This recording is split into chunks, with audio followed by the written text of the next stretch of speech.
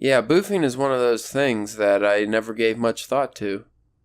I feel like if you're having somebody blow illicit drugs up your butt through a straw, I would assume a straw.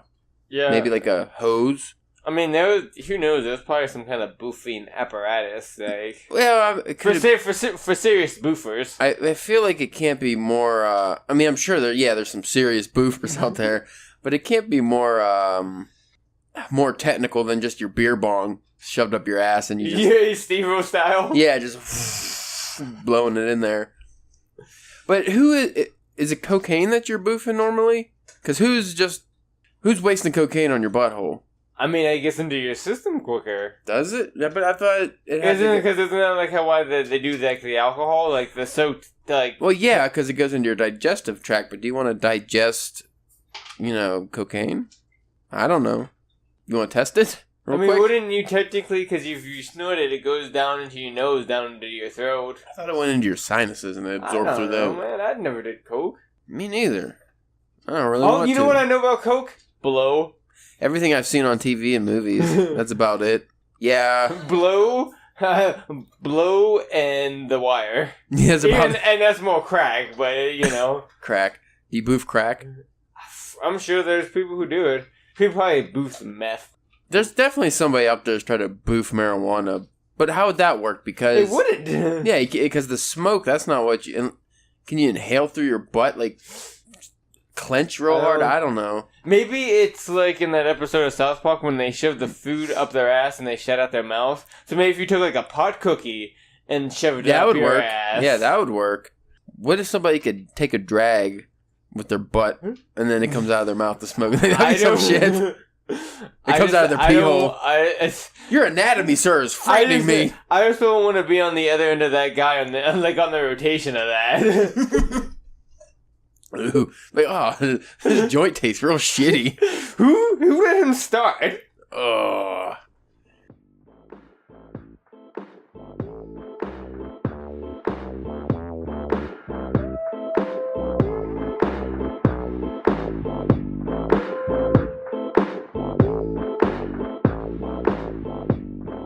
What is going on? You are listening to the Drunken Pen Writing Podcast. I'm your host, Caleb James. With me, as always, Spencer, the Turkish Travesty Church. Hello. Hey. Got a Middle Eastern flair today, huh? Yeah, I like it. I was wondering why you're wearing a babushka. That doesn't seem like that goes with Middle... That's like Russian, isn't it? I think so, yeah. It sounds Russian. I could definitely just say that you're wearing some ridiculous outfit every episode, and nobody's going to know the difference because we don't have video. No. That's probably a good idea. I'm going to start doing that.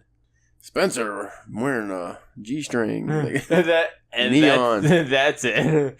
What's that Sean Connery movie where he wears that fucking weird one piece, like... Oh, yeah. It's like the Borat swimsuit.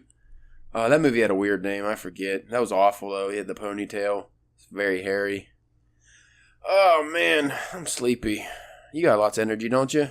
All of... it's anti-energy. Anti-energy? Yeah, it's or the negative energy. I think negative energy would probably be more fitting for what I've been feeling recently.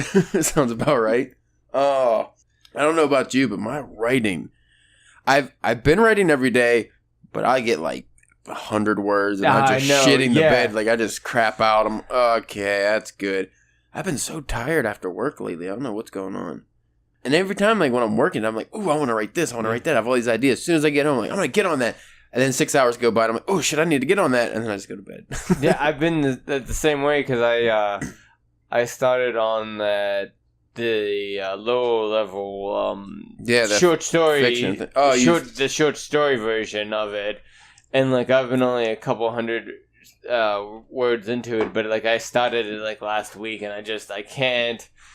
Every time I start to, I crap out after a little bit. You can't get focused, can't get into it.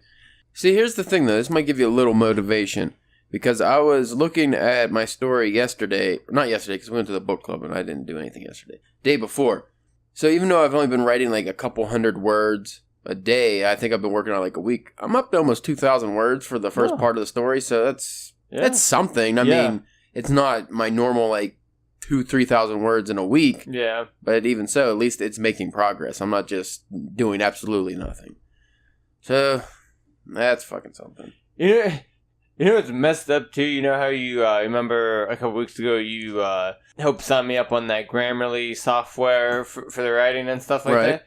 Because, you know, it gets your email and everything, and, you know, like, I don't know if you've ever seen them in your emails, but, you know, they will send you things if you want to, like, look at your stats, if, like, you know, what you worked that week and stuff like that, you know what I mean? You can check that stuff out. And then one time after, like, a couple days of writing, like, I got an email, and I didn't read the whole thing, I just, like, pulled it down from the top just to see what it was saying. It was just, like, oh, were you on vacation this week? Like, fuck you, Grammarly. Get off my shit. Come on. It was funny because when I got that, I didn't even know that was like a feature on it.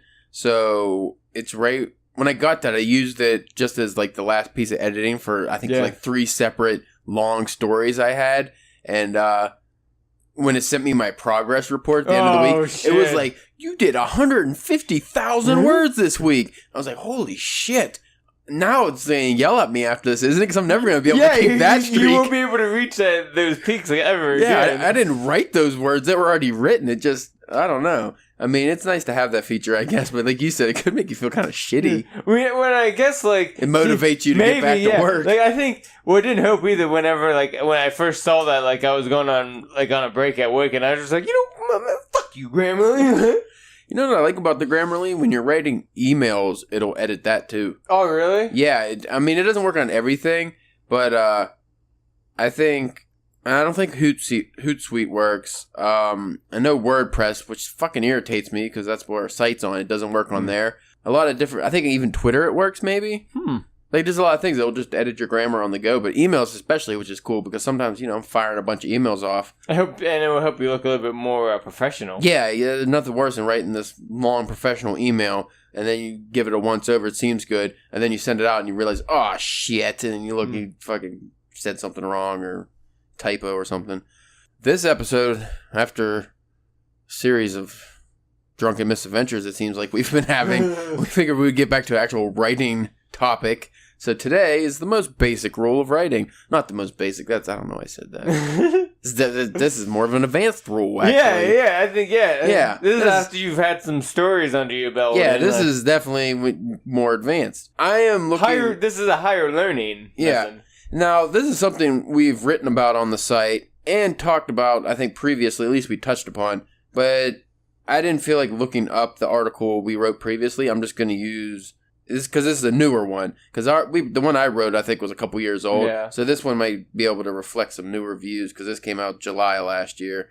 This is from writingcooperative.com. My Golden Rules to Show, Don't Tell by author Leona Britz. Shout out to you, Leona Britz, for writing this article that we're probably going to read verbatim. Yeah. No, we're going to just riff off of some of these.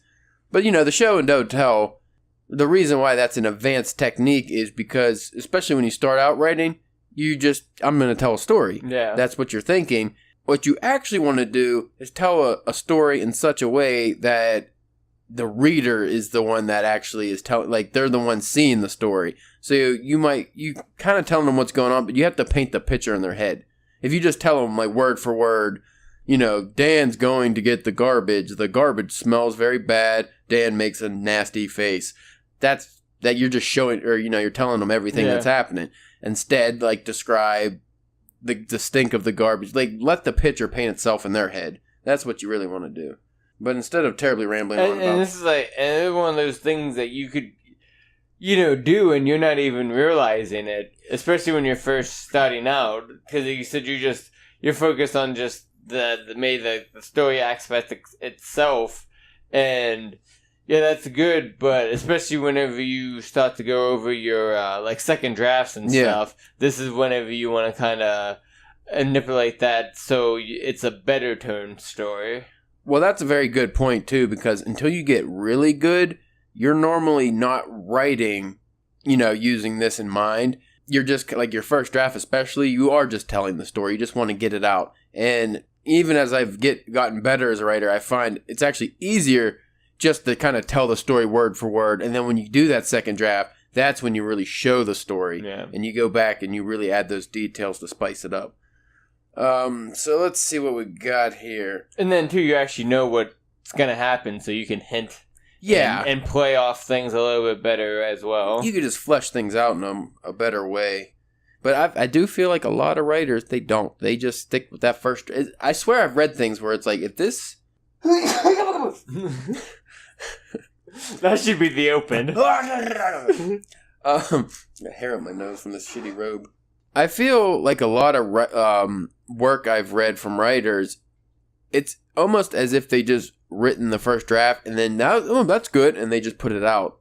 And it's like, is it good? Why are you putting that out with? Did you like if that is their final product? If they actually edited it like more than did like 2 or 3 passes, you're not a good writer. Yeah. You need to just fucking quit. Anyway, so this Leona Britz, her wonderful article here. I'm going to go into it. Show Don't Tell is of the most relevant writing techniques. It confers quality to the text and involves the readers. It grabs them. I just want another shout out to the Writing Cooperative because we've had some bad websites we've looked at before. This one seems like to be actually very good. Like this is a very well written article, and we should probably read more from articles like this rather than But I don't even know. It was the Bustle or random bullshit sites we find. Because usually it's those clickbait titles. Like, okay, we'll read off of these. And then it's terrible, terrible list first type article. What is Show Don't Tell? Show Don't Tell is easy to theoretically understand. However, it can be complex to apply to it. But the good news is, once you understand it and use it, there's no going back. Your writing will include it intuitively. The writer, Anton Chekhov, defines Show Don't Tell like this. Don't tell me the moon is shining. Show me the glint of light on the broken glass. That's one of my favorite quotes, by the way. Because that gives you the exact definition of it just by using a writing technique. You don't say, the moon shining. You show it shining off the broken glass. So that's an advanced technique. Yeah. Because not everybody thinks like that, at least when you first start. But once you start thinking in like that kind of manner, your writing really goes up to another level. That's kind of like when you're like an athlete learning a new tool in whatever sport, like a basketball player. Yeah, learn a new move and or something. After like their third year in, they're finally able to shoot like a solid like 3-pointer. Mm-hmm. It's just something that adds onto your game. Yeah, and makes you a better all-around writer. Yes, it just builds on your previous skills. Because most of us, we go into writing and we have a certain skill that we're already good at, but we lack other things. So for me, like I'm pretty good at laying out a kind of like a detailed scene or something like that. But like for instance, the Show Don't Tell, I wasn't very good at for a long time because it was something I never thought about, and that's the thing I started adding to my writing, and it's definitely beefed it up. Difference between show and tell. I'm sure it'll explain in this article. There are times where telling is fine. Oh, yeah. You need to tell rather than show. Because if your whole work also is just you're showing everything, that can be annoying too. Because some things you just, somebody's drinking vodka, and if it's not important to the story at all, you just say they're drinking vodka. You don't have to describe everything about it. As a writer, your goal is to provoke a reaction in your readers. Take them to feel the emotions your character is feeling. The difference between show and tell is that show invokes on the reader a mental image of the scene emotion, while tell is a statement of an action emotion.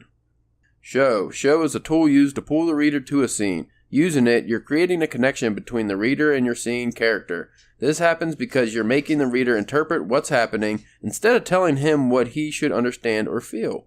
Showing concrete and vivid details will make the reader create his own conclusions. That will be the same as yours, only he's going to interpret them by himself. Show keeps the reader actively involved in the story. On the other hand, tell will keep them passive on the plot. That's a good point too, because showing definitely, like I said, you're painting the picture in the reader's head. They're engaged in it. Because I'm sure if you've watched TV shows where you're really engaged in the plot, like especially like mysteries or something like that, or you just want to know what's going to happen. So you're really paying attention. You're trying to figure out along with the main character what's happening. And it's almost like you're in the story. Versus you've watched TV shows where it's just a to B to Z to whatever. Pretty good. Yeah, story. Cutter. And you can literally just zone out or do something else and not watch it. And then when you come back to it, it's the same shit's happening. You know. Yeah. That's boring writing. And I find a lot of technical writers or scientific journal type writers who dabble in fiction do that a lot because they're used to just telling you what you need to know. Yeah. So when they try their hand at fiction, that's how their writing style is, and it does not translate well. Also, I've seen fiction writers who want to add more scientific elements to the work, and they're not good at doing the tell part. Yeah. Because they just, they're so used to creating all these images that when it comes to doing the scientific mumbo-jumbo, they can't do it very well. When they do it, it's I don't want to say boring, but like doesn't. It's like reading a textbook, or they might not even have the right facts, depending on the what how much they know about whatever given subject. Yeah, there's many ways you could fail at that. Tell. When you tell, you're stealing to the reader the opportunity for him to discover by himself the world you've created, to add something personal to the scene for him to get involved. You won't allow him to use his imagination, his experience, and even his personality to take his conclusions. You're imposing yours. You've kept your reader outside the story when what you want is the opposite. The reader doesn't want to be told that the character is angry, sad, or happy. He wants to feel it. When the writer shows the story from the character's perspective, hardly the reader will drop the book. He's living with the character. The events are him as well. The reader sees, listens, thinks, and feels what the character lives. He has to interpret the meaning that you, as a writer, print it. The reader becomes part of the story. Why would he abandon it? Writing, applying show don't tell is harder. You'll put more effort. You'll need to uncover each emotion. But think about this. As a reader, do you prefer to feel a chill in your spine reading an erotic scene, or to read that same scene told as a documentary naming every feeling? Do you prefer to be a reader spectator excluded from the scene, or a reader character part of the plot? Yeah, that's a thing in erotic fiction too, where those are probably the best show don't tell writers, because you can't just describe or just tell them every feeling the character's having. Yeah. Because that's a very boring sex scene or romance scene or whatever you're having.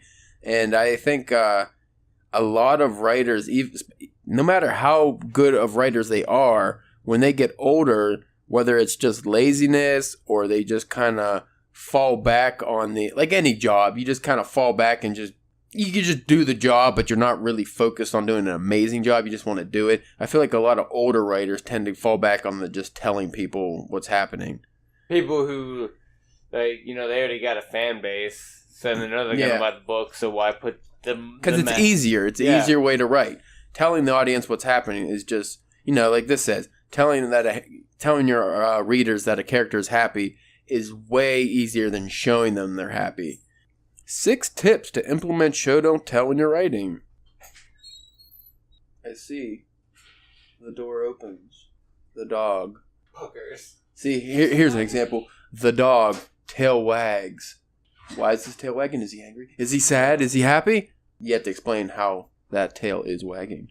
Anyway, 6 tips to implement show don't tell in your writing. Use the character's 5 senses. Well, no shit.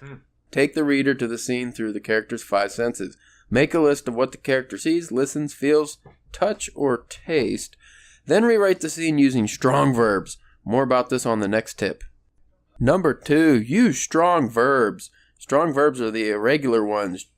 Those that form the past tense out of their own resources without calling to their assistance any ending. Source, Garner's Modern American Uses by Brian Gardner in 2016. They are dynamic and often have a connotation of movement. They create a vivid image in the reader's mind. For instance, the verbs love, hate, believe, belong, live are static verbs. Unlike the strong verbs, walk, say, sell, or think, that implicate an action from the subject, but this is not a rule to be always employed. Weak verbs are part of the writing, and they have value. However, writing crucial scenes, if you want to create tension or to highlight a scene, make sure to use strong verbs. I would say to be a good writer, you want definitely a combination of weak and strong verbs. Yeah, I mean... It just makes sense. Yeah, you need a little bit of everything in there. If you're too heavy on one thing, it's gonna make another. Same with adverbs, adjectives, all that stuff. You go too heavy or too light, you gotta find the balance. Oh shit. Well, I don't know. Maybe I'm wrong. Number 3, avoid adverbs. I don't know if I'm agreeing with this lady now. Let's see. An adverb is a word that changes the meaning of the verb, adjective, or another adverb. Using the previous tip, your verb will annul the need for an adverb. Adverbs distract the reader of the story. They put you, as a writer, on the scene. It's you who's giving meaning to an action. Moreover, in the story, there's only place for the characters and the reader. You don't belong there. About the adverbs, Stephen King in his book On Writing, A Memoir of the Craft, states, with adverbs, the writer usually tells us he or she is afraid she isn't expressing himself, herself clearly. Take this as an example. Richard walked slowly through the avenue. Including this adverb, I've interfered with your reading. Instead, I could have shown like this. Richard walked on the avenue. He stopped to smell the flowers. He admired the blue sky, smiled at the squirrels running up the trees. If Richard were in a hurry, he wouldn't stop to smell the flowers or look at the sky. Being descriptive, I've shown how Richard was calm and walking slow. Besides, I've also shown that Richard is a person sensitive to nature. If I wanted to let you know that he was angry, I would show him nagging about the children's noise. Showing a scene, we are also allowing the reader to build a profile of the character by himself without our interference. When using adverbs, which is not wrong, only they must be used spaced and only if they give real meaning to the sentence. Access is combination with the verbs. I will say, and you've mentioned this problem with Stephen King in the past, not too much, but every once in a while, you don't always need that part about Richard walking and sniffing the flower. Maybe he just walked slowly. That's all you have to say. He does get over-explanatory or descriptive sometimes. That's because, again, like we said, you don't want to show too much either. It comes down, like we said, with balance. Are you bogging the story down at any point? Because if it's a scene that doesn't need it, like that's a good example because it shows, like it said, the character likes nature, and also they did it while he's slowly walking. So that's character development. But if you already know the character and then you want to say, Richard ran quickly down the hallway, do you need to go into a whole paragraph to, show him running down the hallway quickly? Or can you just say it? It depends what the connotation for the to the story is. Is it important? And then if it's just a quick transition scene, I don't feel you need to go into the detail. And it all depends on the pacing of the kind of story you're telling. Like I would imagine I haven't read many, but like thrillers of like spy thrillers and things like that when there's like globe trotting and everything going on. That's probably more of a quicker, less descriptive, but still good kind of story. It just... You don't want to bog down the story and slow the pace down just to have... Especially if it's like a thing, where like a James Bond where there's a lot of running around and action. You don't want to slow the action down by explaining how fast the action's going, or not explaining, but showing how fast the action's going with 6 paragraphs. Yeah. Explaining somebody's gun or something. And while I definitely try to avoid using, he ran quickly, he walked slowly, sometimes that's fine. Yeah. And I will say, in my first draft, a lot of times, like what I've been trying to do, and it seems to be working pretty well, I will do that. I will just have the character walk slowly and just keep going with the scene. Yeah. And then when I go back, I'll change that and, do the showing where necessary. Brush it out a little bit, make it just use it as a place marker almost. Yeah. Richard walked slowly. I'll just use that as a place marker, and I'll know once I get to that adverb, that's a place where I'm actually going to fill it out and get rid of that. So that beefs up your writing, but it also doesn't slow you down to do it that way. Some people though, they just keep that way. I guess that probably depends on people's writing styles. If they're able to get that fluid and thought out of a sentence out on that first go without slowing you down at all, more power to you. It's just each person's creative style. It's one of those things that, like we were saying, it's hard to explain because, as Stephen King said, with that description there, the last book I read from him, or the last couple, he clearly broke that rule a bunch of times. Yeah. Because he knows what scenes it'll slow down his writing and what won't. And that book is older, too. What, Carrie? No, just his own writing book. Oh, yeah, that's from, the early 2000s or something? Yeah, so that's almost 20 years old. Who knows with his what he thinks. I mean, I know for like I've heard him multiple times kind of go out on adverbs, but I'm just saying, like, as a writer and his style has probably changed since then too. Well, it's definitely a solid rule, but it's, as with all writing rules, it's definitely made to be broken. You look at all the writers, I would say before the 20th century or even the early 20th century, there's a lot of adverb-heavy books, and it didn't take away, like F. Scott Fitzgerald, it doesn't take away from what he's saying at all. It's still his, like, The Great Gatsby. It's still a masterpiece. You still are hooked into the book. It just depends how well they write. But yeah, definitely you don't want to go adjective or adverb heavy. I would kind of be interested. I wish we would have did this topic before we read Matt Holland's Hair of the Dog, because while I didn't notice if he used or didn't use adverbs heavily, I would like, because sometimes, that he told a good story, so you're just focusing on the story. But I would like to go back with that eye and just kind of see if we could point out anything. Just because he's an indie writer, he doesn't have the big publisher telling him, hey, change this up. And so, I mean, that might be something to do in the future, is just look at different things like that.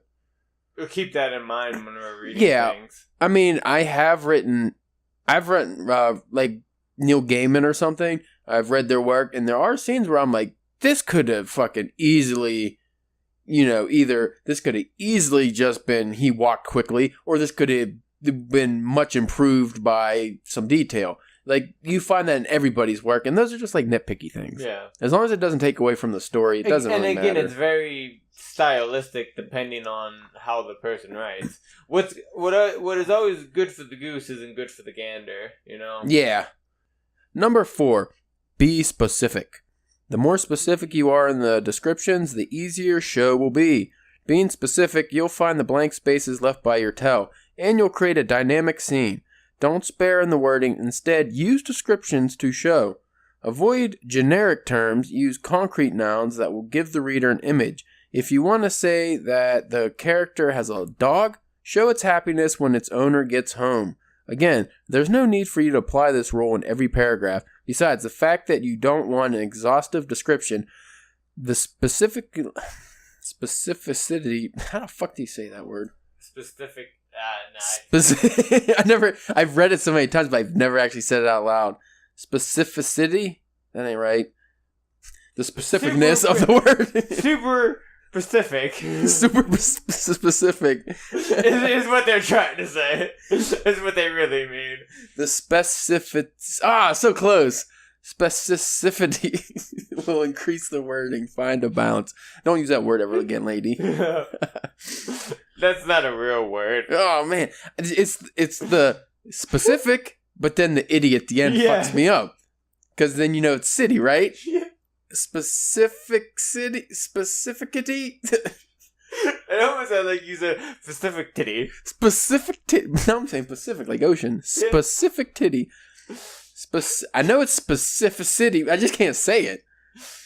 So anyway, what she's trying to say is... Well, we're trying to say that she obviously said, or at least wrote, know how to spell. Yeah, be specific in your writing. Use strong nouns. Use good descriptions. And you'll find show, don't tell is a lot easier than you think.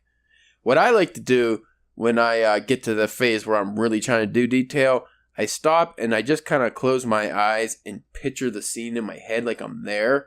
And then I kind of think, what do I smell? What do I see? What do I feel? What's the wind feel like? Is it dry? Is it just even if it's not going to apply to the story, maybe I'll write it all down anyway. And then the next draft or even that same draft, get rid of what I don't need. But that way you hit all the marks, all the 5 senses. Number 5, use dialogue. Now this is getting advanced. Yes. Dialogue is the easiest way of showing. Dialogue is action in real time. Life occurring in the exact moment. A dialogue is always show. But is it though? Yes, while they're talking. But, let me see if she goes into it. I don't see it. Dialogue tags.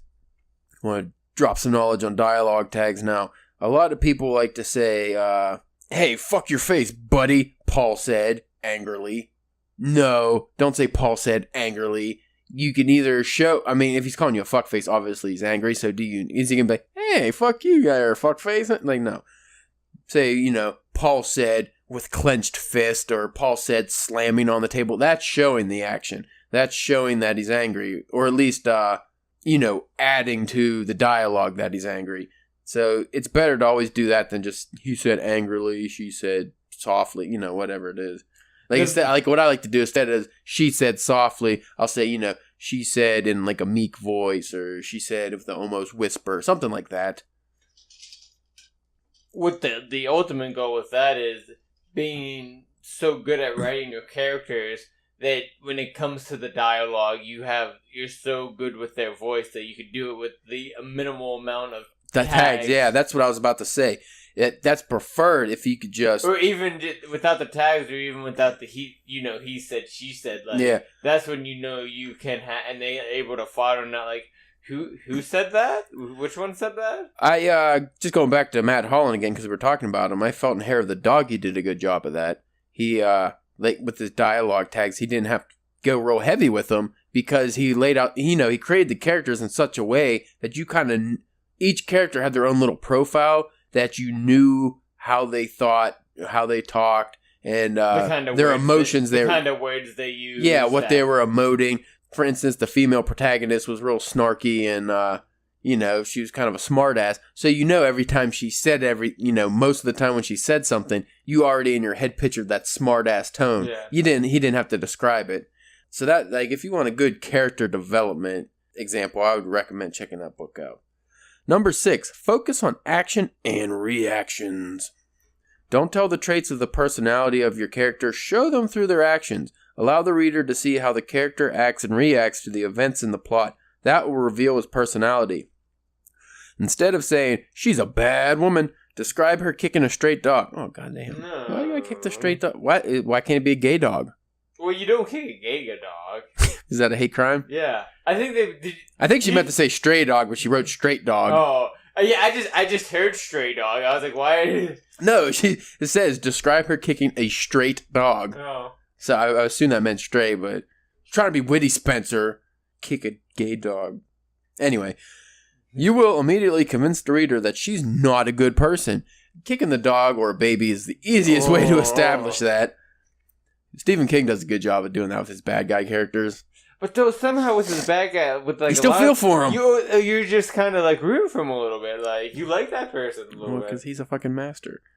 Besides, focus on the body language and facial expressions. They are part of how we communicate. When we talk, we react physically. So the character should also have that. In each emotion, we react differently. For instance, I can swallow dry when I'm nervous, but if I'm worried, I frown. Be aware of that and describe the character's emotions through their body language. That's one I definitely implement in my writing. I'll have a lot of frowning, or, she said with a frown, or just, a wrinkle of the brow, just little things to kind of add that extra sense of emotion and like physical emotion showing up on their face or their body language. And that, I feel like, is not a really hard technique to get into your writing. It's just a matter of learning specific tags and things that you want to add. And when to add. Yeah, because you definitely want to do a good job of varying those, though, because, and I've done this in my own writing too, but I swear almost every writer knows what it's like to, and then she said holding her breath, and then they never let the breath out, or you always have people they'll give a trait to, and then they realize, oh shit, I used that 15 times in this book. Like somebody, he said with a nod, and he's always nodding every fucking time. Nods. Oh, she breathed in. Oh, she's always breathing in. God damn. Why is this guy always leaning on the wall eating an apple? Like, how many times does he do that in the story? How much whistling can one person do? All right. Oh shit, we're at the end here. Conclusion? With practice, show don't. By the way, James Joyce does an amazing job of showing, not telling about the farts and not in his love letters. He's telling everything about that. He was telling everything. I'm glad he didn't describe in detail the farts. Like he didn't talk like how it tasted. Yeah, like he talked about the smells, but he definitely didn't describe the smells, which I was very thankful for. Anyway, with practice, show don't tell will become easier to a point whereas it'll be spontaneous in your writing. If you like this article, you might also like it. It's a bunch of articles. So, Leona Britz, that was a quality article. Yeah. Let me see if I can... It's the only thing, just, don't kick straight dogs very specifically. Specifically. I'm going to go back to that word. I'm actually going to look up that word just to get the proper pronunciation. I hate that. That annoys me. I hate not knowing the pronunciation of a word. Well, is it not knowing or just like, I know with me sometimes with words, just the actual physically trying to say that word. There are definitely a handful of words that my mouth does not form the proper way to say them. I don't know why. I want to find her Twitter here so I can give her a quick shout out, but I'm not seeing it because the writing cooperative is a bunch of bungholes. You were just talking about how cool they were. Yeah, they are. That seems like a very quality site. So anyway, if you go to thewritingcooperative.com, look up Leona Britz. She seems to have a lot of really good articles here, and we might actually be using them in the future. Maybe, if we ever get our shit together, we'll try to get her on the show. Yeah, it seems like she knows what she's talking about. We were talking about this off air, just joking about you doing a Skype when I'm on vacation. Yeah. But we definitely need to practice the Skyping to just... Yeah. Even if it's just like you or my brother or somebody, just be like, hey, get on the computer from wherever you are, and I'm going to hook it up to the mixer, just so we know how to do it. Yeah. Because as the hardware aspect, we haven't done it. So. And would do that, would I have to bring my laptop in so we both are Skyping the same person at the same time? Or would we just Skype it off of yours and... Well, the Dead Robots, because I know their way of doing it, they all do Skype. Yeah. They don't ever meet up in a room. Yeah, they're all far away. But the thing about that is, I assume, because I think it's Paul who has, I'm just assuming that he has a mixer or something, but the Skype probably connects to his mixer, or I think they use Google Hangouts actually, and then they all just talk from their computers. But if me and you are together in a room, and then we just have a guest come on, I would imagine it would just be on this laptop, and they would see me, but they wouldn't be able to see you. Of course, we don't actually have to see them. I could just cover up. That doesn't really matter as long as we hear them. So we can, because you can do that by the phone too. People do. I've had listened to podcasts where people do that. But those ones always seem, I don't know. They don't sound great. Well, even the Skype ones don't always sound the best. Yeah, the Skype ones can get a little glitchy sometimes. Well, even the Dead Robots, my only complaint with them is you do get a lot of robotic noise, no pun intended, sometimes. You ever hear Terry or somebody, just a weird thing like that.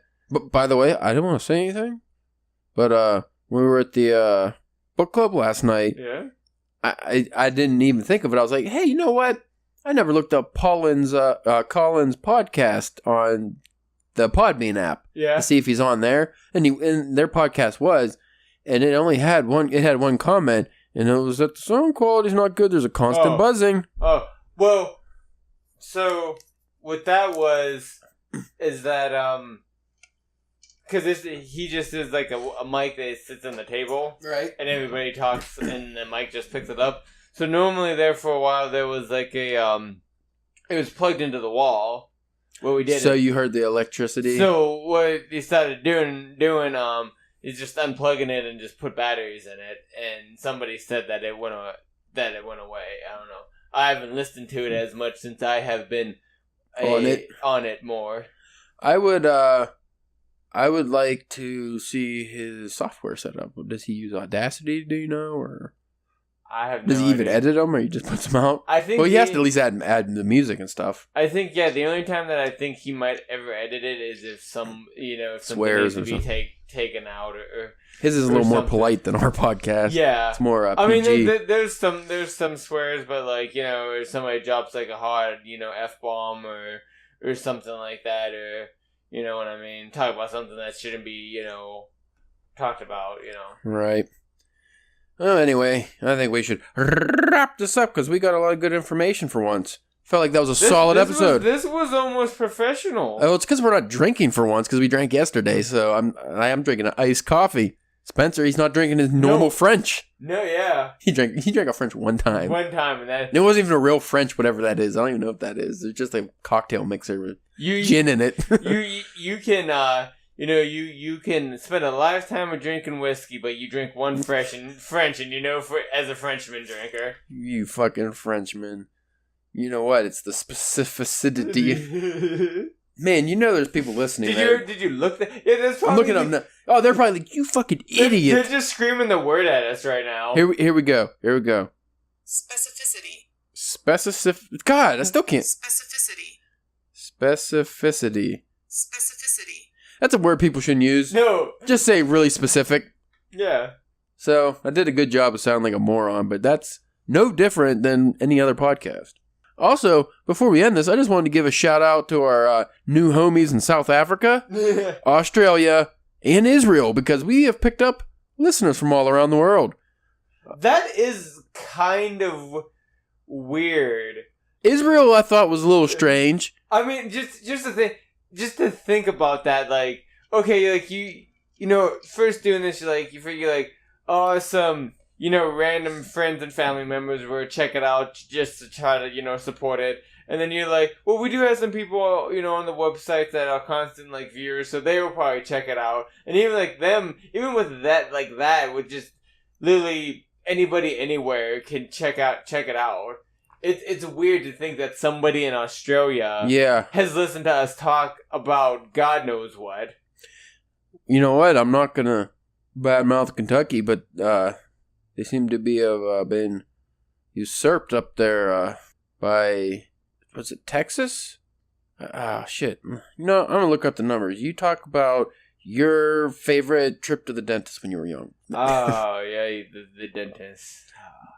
That time they drilled my teeth. Fun fact about me, when I was a kid, because I was poor, my mom took me to a real shitty dentist once, and they fucked up the Novocaine, and my whole head swelled up because they put it in the wrong spot. I don't know what they did. Probably injected it right into a nerve or something that they weren't supposed to. And, like a main artery. Because of that, I'm sure so they didn't get sued. They just said I was allergic to it. The next time I went to a different dentist, obviously. You said you were allergic. Well, yeah, it was on my file that I was allergic. So I got my teeth drilled. No Novocaine. No nothing. Just a kid. They just said, squeeze my hand if it hurts. The whole time I'm just, worst thing ever. Getting your tooth, like, drilled, and not just drilled, but you can taste and smell the burning real hard because I was old-timey. So how did you find out that you wasn't? They never ever said after. That's just the thing. Oh, you're allergic to it now. No, but like, have you had it then since to see if you are actually allergic to it? I think a couple years after that, I went to a different dentist, like a not fucking poor people dentist, like a normal one, and they were like, are you allergic to this? I was like, I don't know. I was a little older, so I was like, I don't think so. And they just tried a little, and I was like, fine. But I definitely got like multiple cavities filled in my youth, no Novocaine, and it was terrible. But we might have to consider finding like whoever, like once a year, whatever state has the most like viewers or listeners or whatever, sight readers. And trying to find like a centralized like convention or something. That would be really cool. And maybe go there and like if we're not able to get like a booth or anything, maybe like schedule like let people know like, hey, we're gonna be here to check out this website for the podcast or whatever. Come and track us down or whatever. Yeah, I'd really like that, or even do a panel somewhere. So obviously Pennsylvania's still number one for our downloads. This is just in the last, I think, 30 days or something, but because Minnesota I didn't realize originally was our like highest, but we fell off in Minnesota. We fell off in Minnesota. Yeah. The last 30 days we got 6 downloads from there. We were like originally getting like 30 or something, but Texas is now beating Kentucky by a small margin, not too much, by 5.79%. But still... Come on, Kentucky. What are you doing? Well, we got the same amount of listeners in Kentucky. We just picked up more in Texas. Yeah. But as big as Texas is, we should at least have quadruple the amount. Yeah. And then Colorado comes in with a nice 4th. They're not trailing too far behind either. I was surprised about that. I like that. And Connecticut, I know we have one listener because she writes for the site, but we have more listeners from Connecticut now. Same with Michigan. We still got Minnesota. California, really slacking. They've dropped off a little. I thought California would be a hit. Maybe it's because when I post the episodes, they're 3 hours behind, so the West Coast is getting it in the morning. Maybe they don't want to. I don't know. Maybe they don't do a lot of reading over there. Yeah. I wish it would tell me how many from Alaska, but it does not. And then from the world. Let's check out the world. What the fuck? Oh, this piece of shit. Hold on. Oh, man. Podbean Mobile, you're slacking with your overview. Oh, well, let's give a shout out to our Canadian friends. Ooh. All 4 of them from Ontario, Canada. Yeah, we got 4 listeners from Ontario. That's not too bad, though. No. I'll take it. Yeah. We had... I'm a little disappointed because at the beginning we had some from Toronto, British Columbia. Now we only have Ontario, so... That's just for the podcast? That's the podcast. I don't know what our readerships come from. No, our readership's very varied. I think we used to get a lot of Russians, which is interesting. Most of our views obviously come from the U.S., but Australia is second. A very close third is the United Kingdom. Very close fourth, South Africa. And like I said, Israel pulled up. They are now beating Brazil, Russia, Estonia. That's one person from Estonia listens. I want to try to get that market up. Estonia? Yeah. One from... We could be stars there. One person from Italy.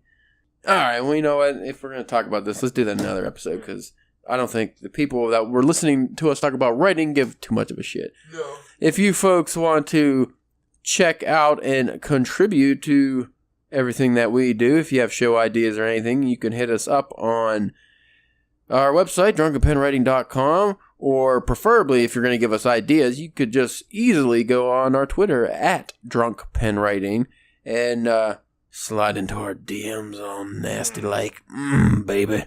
And you can also hit us up on Facebook. I do apologize because every time someone comments, it doesn't notify me because Facebook, since the last update, it does not notify like individual pages you have.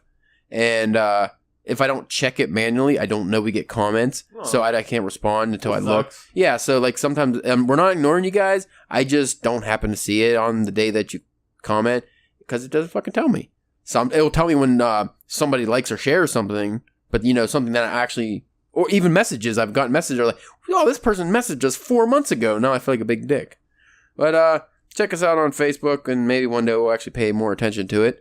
And take it easy. See ya.